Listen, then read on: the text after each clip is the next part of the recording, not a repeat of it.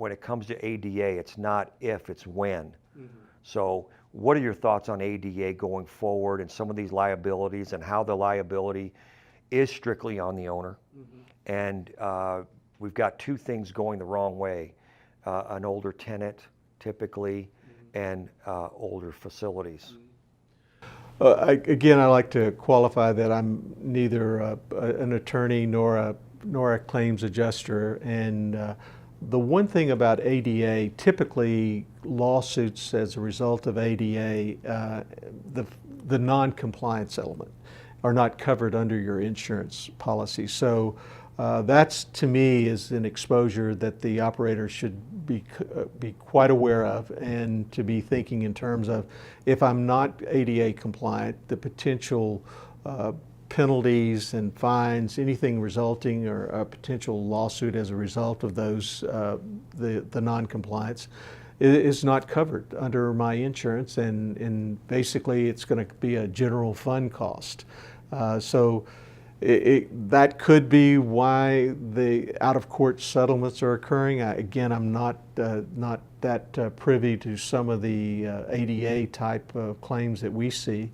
I shouldn't say privy to. We don't see quite often ADA claims, but I would say that from a legality standpoint, from a negligence standpoint, I think what from an insurance perspective, what we would be concerned with is that in the event that a self-storage operator is not compliant from an ADA standpoint, and there is a bodily injury, a disabled individual is injured at the facility as a result of it, then the negligence can increase the settlement costs significantly as a result of that negligence.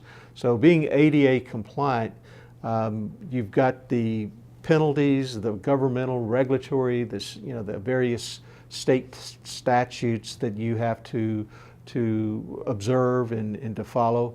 But if you don't, and you have the potential exposure of paying fines and penalties and being pulled into lawsuits that are very unproductive for you and everyone associated with it.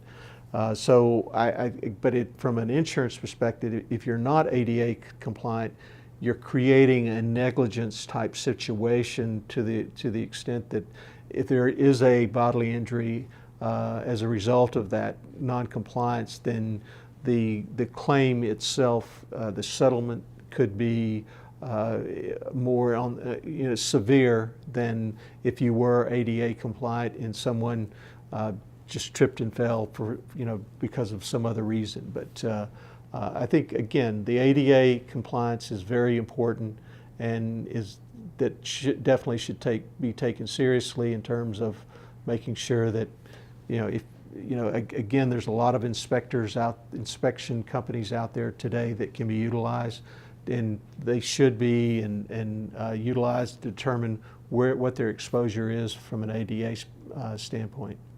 Taking ADA even off the table, who wants anybody to really get hurt? Absolutely. Absolutely. Let's just take ADA off the table and say it's complicated, it's vague, we don't really know.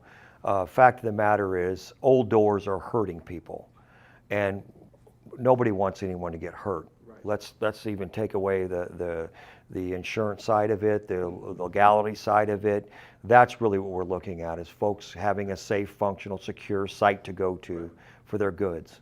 And I think that's our industry, the owners, they're professional, and in most cases, I would say that's their goal and objective too, is provide a secure and safe site for their tenants and any visitors, guests that come on the site.